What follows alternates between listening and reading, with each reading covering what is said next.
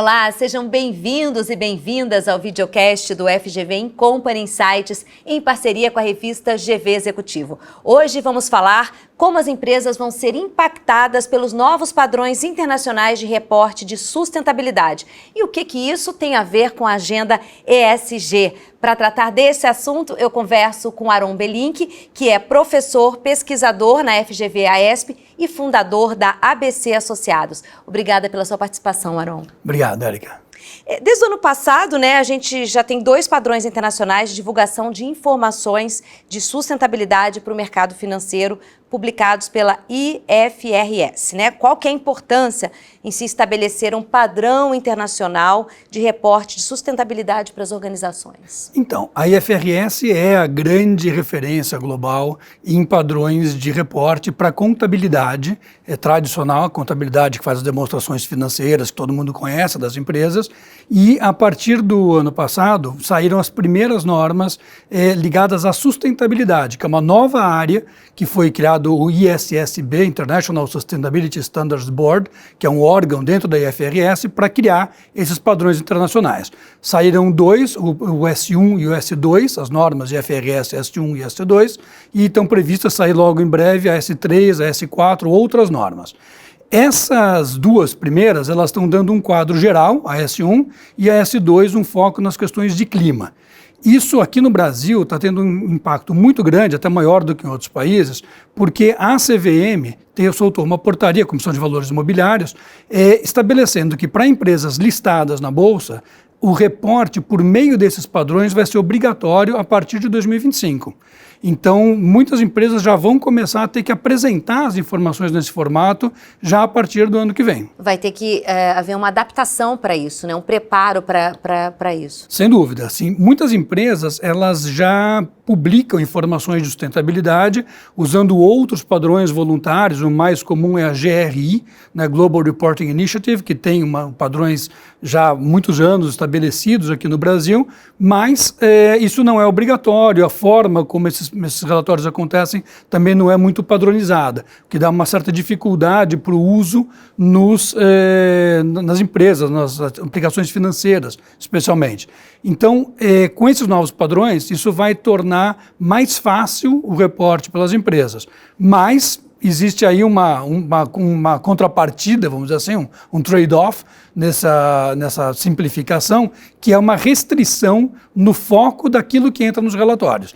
O senhor escreveu na revista GV Executivo um artigo, que fala de partes interessadas e partes interessantes, O que é isso? Quem é quem nessa equação? Então, a brincadeira ali está em colocar as partes interessadas, que são os stakeholders, conhecidos como partes interessadas, e em contraposição, vamos dizer assim, aos investidores, as fontes de dinheiro, que são as partes interessantes do ponto de vista da empresa, vamos dizer assim.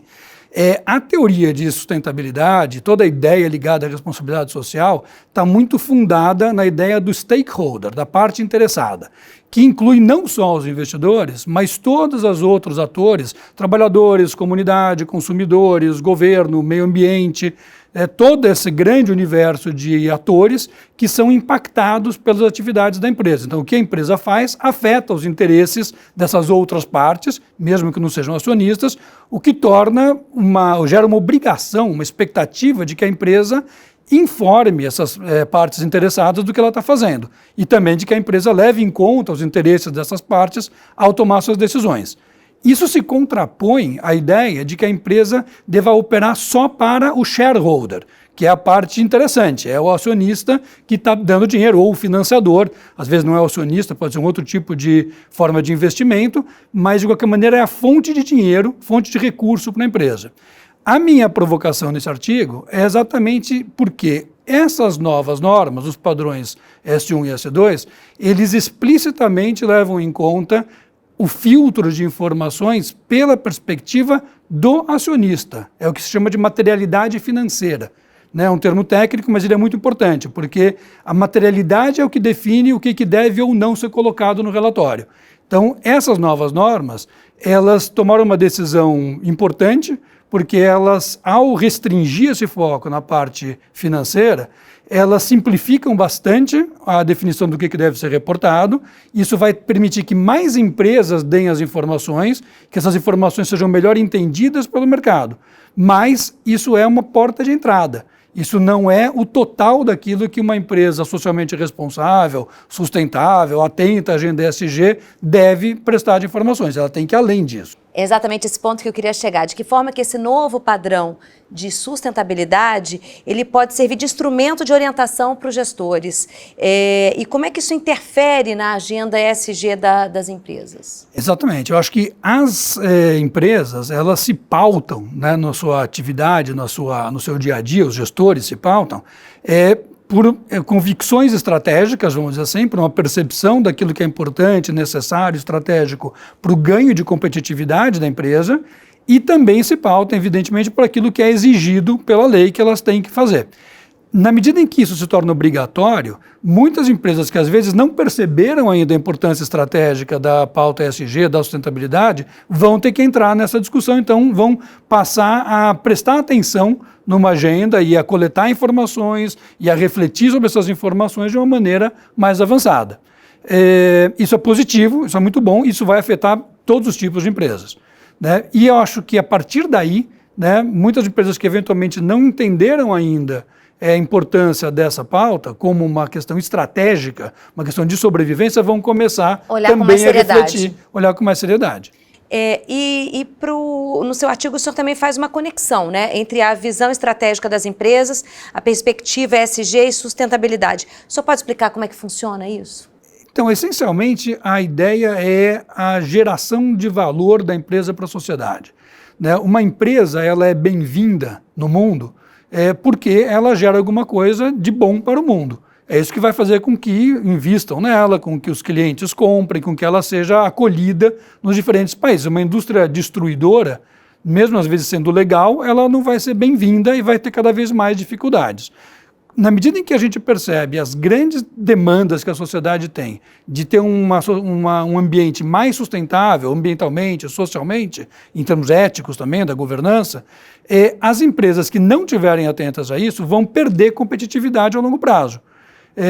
A ideia é que você, ao olhar essa pauta ESG, a empresa não apenas esteja cumprindo uma obrigação, ela esteja percebendo quais são as suas correntes de geração de valor ou de destruição de valor, impacto negativo sobre a sociedade. Então, essa é a conexão que as empresas precisam começar a fazer.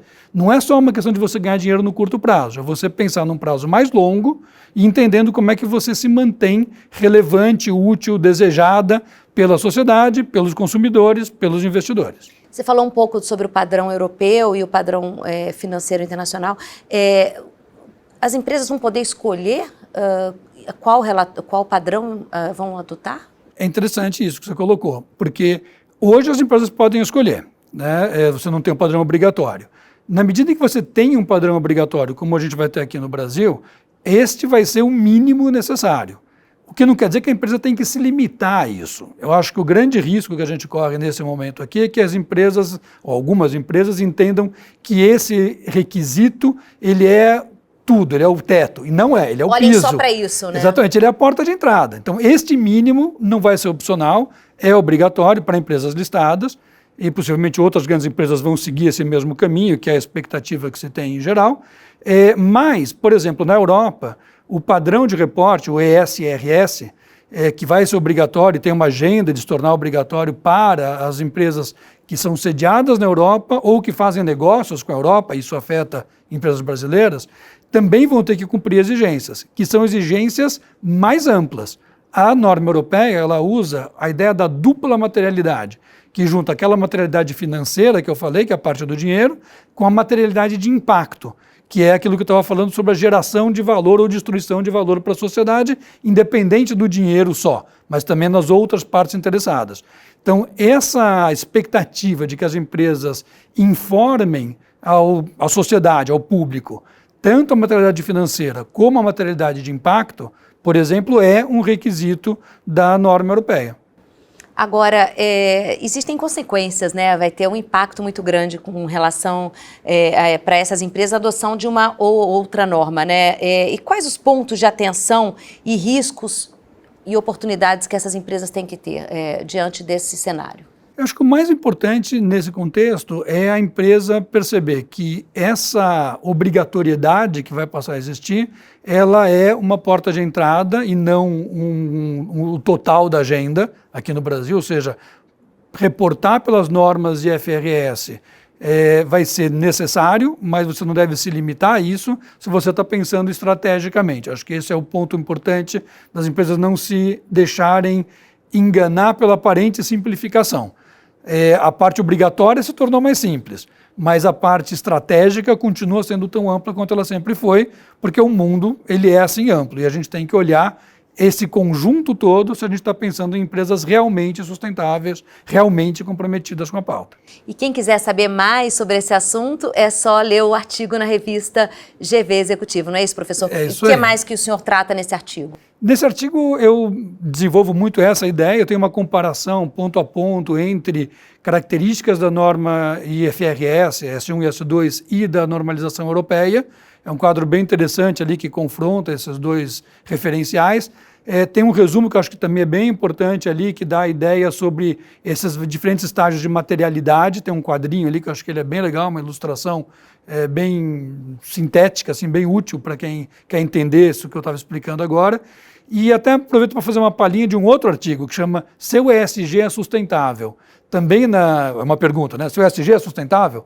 Na revista GV Executivo também, que tem muito a ver com essa discussão toda que está acontecendo agora, de uma certa maneira casa com esse mais recente da partes interessadas ou partes interessantes. Professor Aron, muito obrigada pela sua participação aqui no nosso videocast. Obrigado, Érica. Obrigado para quem está ouvindo.